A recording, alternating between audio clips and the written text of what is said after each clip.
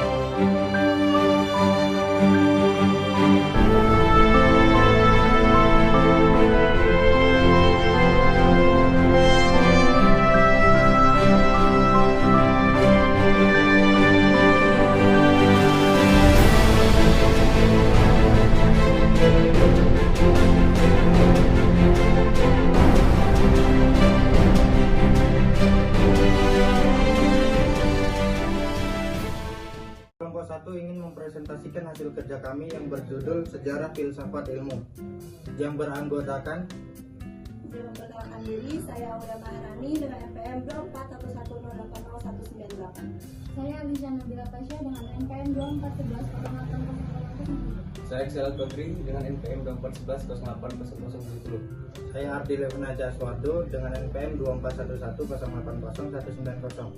Saya Agung Satria Putra dengan NPM 11080002. Saya Cynthia Bella dengan NPM 2411080011. Saya Andina Nasari dengan NPM 141080073. Sejarah filsafat ilmu. Yang pertama itu pengertian filsafat ilmu. Definisi: cabang filsafat yang mengkaji hakikat, struktur, dan metode ilmu pengetahuan.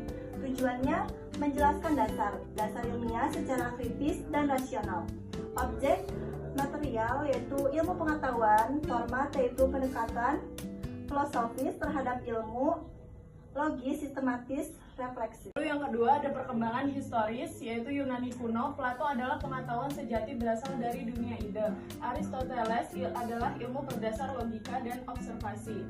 Lalu ada abad pertengahan, ilmu dikaitkan dengan ajaran agama, skolasticisme mendominasi. Lalu ada zaman modern, yaitu Descartes, rasio sebagai dasar pengetahuan. Lalu ada Bacon, induksi dan eksperimen. Kant, gabungan akal dan pengalaman. 3. Ada aliran atau paradigma, yaitu positivisme, pengetahuan sah hanya yang empiris dan terukur. Ada rasionalisme, kebenaran berasal dari rasio atau logika. Empirisme, pengetahuan berasal dari pengalaman in the raw. Kritisisme, gabungan rasio dan pengalaman atau Kant. Falsifikasi sionisme, ilmu harus bisa diuji dan disalahkan atau Popper. Konstruktivisme, ilmu dibentuk oleh faktor sosial dan budaya. Paradigma, ilmu berkembang lewat pergantian paradigma ilmiah. 4. Tokoh-tokoh penting, yaitu ada Plato, Aristoteles, Descartes, Bacon, Kant, Popper, Kuhn, dan Feyerabend. Lalu yang kelima ada konsep-konsep kunci. Yang pertama itu ada epistemologi, itu teori tentang pengetahuan, dan yang kedua ada metodologi, yaitu cara dan logika berpikir ilmiah, dan yang ketiga itu ada paradigma, yaitu pola pikir dominan dalam suatu era ilmu, dan yang keempat ada klasifikasi, yaitu teori ilmiah harus bisa diuji salahnya, dan yang terakhir ada objektivitas versus subjektivitas, yaitu apakah ilmu bebas dari nilai. Selanjutnya ada yang keenam, yaitu pengaruh terhadap ilmu modern. Itu yang pertama ada menjadi dasar metode ilmiah, yang kedua itu mendorong lintas disiplin ilmu, dan yang ketiga menekankan pentingnya etika dan tanggung jawab ilmuwan, dan yang keempat memahami batasan-batasan objektivitas dan interpretasi data. Yang ketujuh ada hubungan dengan ilmu lain. Yang pertama itu ada dengan ilmu alam. Filsafat filsafat menyelidiki logika dan prinsip dasar, dan yang kedua ada dengan ilmu sosial itu mengkaji pengaruh budaya dan nilai, dan yang terakhir ada dengan etika atau teknologi itu membedah tanggung jawab sosial ilmu. Selanjutnya 8. Peran bahasa. Bahasa membentuk cara kita memahami dan menyampaikan ilmu. Bahasa ilmiah penuh jelas dan bebas dari ambiguitas. Retoritas dapat memengaruhi cara ilmu diterima masyarakat. 9. Perdebatan kunci. Realisme versus anti-realisme. Apakah teori menggambarkan realitas, objektivitas versus relativisme? Bisakah ilmu netral secara nilai? Ilmu sebagai presentasi atau konstruksi? Apakah ilmu cerminan realitas atau ciptaan sosial? 10. Konteks Indonesia. Tokoh Sujatmoko, Frans Magnus Suseno, Koen Jaraningrat. Isu lokal, ketegangan antara ilmu barat dan nilai-nilai lokal. Relevansasi, bagaimana filsafat ilmu diterapkan dalam pendidikan dan riset Indonesia. Sejarah perkembangan filsafat. Sejarah awal munculnya khazanah atau filsafat, pemikiran filsafat tidak bisa dilepaskan dengan kebudayaan dan perbedaan peradaban Yunani. Salah satu alasan filsafat muncul di Yunani yakni karena perbedaan dengan negara lain. Yunani lebih dikenal sebagai negeri yang tidak mempersonalkan perbedaan antar status sosial seperti kasta pendeta dan iklim. Itulah yang membuat perkembangan pemikiran begitu pesat. Klarifikasi tahap sejarah filsafat barat dibagi menjadi 4 tahap penting, yaitu filsafat klasik, ada pertengahan dan modern, tonggak awal kehadiran filsafat ilmu. Yunani sebagai tonggak kelahiran filsafat ilmu, Georges tidak ada yang benar-benar terwujud. Karena jika suatu yang tidak dapat diketahui dan jika ilmu bersifat nisbi atau tidak dapat dikomunikasikan. Yang kedua itu filsafat ilmu sebenarnya juga sedang mengurangi kebenaran tunggak dan plural secara mendasar. Filsafat ilmu baru merebak di awal tahun 2000 di abad 2020. Gerakan perkembangan iptek, perkembangan peran dan fungsi iptek sesuai dengan tujuan semula. Filsafat ilmu tahap berpikir dan dilandasi teori, keraguan, logika, dan rasionalitas adalah gema filsafat ilmu. Sejarah perkembangan filsafat ilmu. Zaman keemasan Yunani, zaman pra-Yunani kuno atau zaman batu, zaman Yunani kuno, zaman modern, zaman Renaissance, zaman abad pertengahan, dan zaman kontemporer. Selanjutnya ada C. Induk pertumbuhan filsafat ilmu. Plato lahir pada 420 sebelum Masehi, meninggal pada sekitar 347 sebelum Masehi. Seorang filsuf dan matematikawan Yunani, pendiri dari Akademia Platonik di Athena, sekolah tingkat tinggi pertama di dunia barat. Ia adalah murid Socrates. Pemikiran Plato pun banyak dipenganut oleh Aristoteles, lahir pada 384 sebelum Masehi.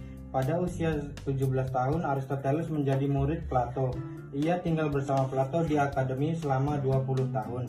Aristoteles juga meninggalkan akademi tersebut setelah Plato meninggal dan menjadi guru bagi Alexander dan Makedonia. Aristoteles sangat menekankan empirisme untuk menekankan pengetahuan. Terus selanjutnya ada D. Aliran filsafat ilmu. Pertama ada empirisme, berasal dari pengalaman manusia. Kedua ada rasionalisme, akal pikiran sesuai fakta, logika, dan pembuktian. Terus ketiga ada realisme, objek persepsi indrawi dan benar-benar ada. Aliran filsafat ilmu.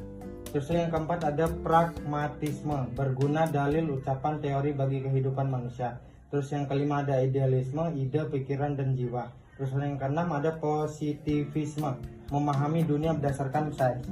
Terus ada lagi tentang tahapan periode perkembangan ilmu pengetahuan pada abad 4 sebelum Masehi.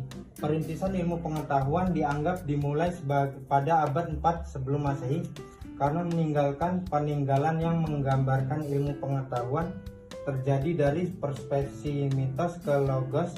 Dua periode abad revolusi ilmu pengetahuan karena adanya perombakan total tentang cara berpikir. Terus ada lagi pandangan Aristoteles yang dapat dikatakan sebagai awal dari perintisan ilmu pengetahuan. Selanjutnya ada zaman abad pertengahan. Bercirikan agama Kristen, kehidupan diarahkan pada alam baka sebagai tujuan akhir ilmu pengetahuan, diarahkan pada pengetahuan agama atau teologi. Pemikiran filsafat yang berkembang adalah filsafat skolastik, filsafat agama. Yang kedua, zaman Renaissance. Ini adalah zaman di mana terjadi pelarian kebudayaan abad pertengahan mulai berubah menjadi kebudayaan modern. Manusia pada zaman ini adalah manusia yang merindukan pemikiran yang bebas. Manusia ingin mencapai kemajuan atas hasil usaha sendiri, tidak didasarkan atas campur tangan ilahi, hati atau iman, menang akal, pikiran kalah. Yang ketiga ada zaman modern. Pada zaman ini ditandai dengan berbagai penemuan ilmiah. Berkembang ilmu pengetahuan pada zaman modern sesungguhnya sudah dirintis sejak zaman Renaissance, akal menang, hati kalah. Yang keempat, zaman kontemporer, abad ke-20. Seterusnya, keseimbangan antara hati, iman, dan aksi pemikiran. Yang kelima, zaman pra-Yunani kuno, zaman batu. Pada abad 6 Masehi, Yunani muncul lahirnya filsafat dan mulai berkembang suatu pendekatan yang sama sekali berlainan.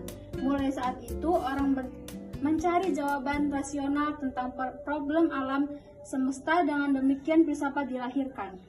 Yang keenam, zaman Yunani kuno. Periode filsafat Yunani merupakan periode penting sejarah peradaban manusia karena pada waktu itu terjadi perubahan pola pikir manusia dari mitologi, pola pikir masyarakat yang sangat mengandalkan mitos untuk menjelaskan fenomena alam seperti gempa bumi dan pelangi, ke yang lebih rasional, akal menang, hati kalah. Yang terakhir, zaman keemasan. Yunani ada zaman ini, Yunani kuno dipandang sebagai zaman keemasan filsafat karena pada masa ini orang memiliki kebebasan untuk mengungkapkan ide atau pendapat-pendapatnya. Pada zaman ini tidak ada lagi yang mempercayai mitologi, sehingga Yunani kuno disebut sebagai gudang ilmu. Dalam filsafat Yunani kuno itu ada satu madhab namanya Stoikisme.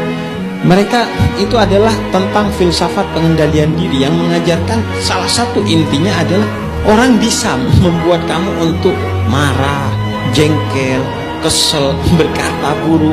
Tapi apakah kamu akan jengkel, marah, kesel, dan berkata buruk atau memukul? Itu murni adalah kedaulatan kamu. Kamu yang punya kendali.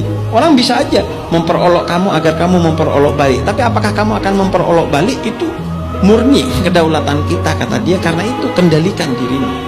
Jangan sampai kamu menjadi wayang bagi orang lain. Dibikin marah, marah beneran. Karena tujuan orang bikin marah adalah agar dia marah beneran. Kalau mau bikin dia kecewa, jangan marah, kecewa dia.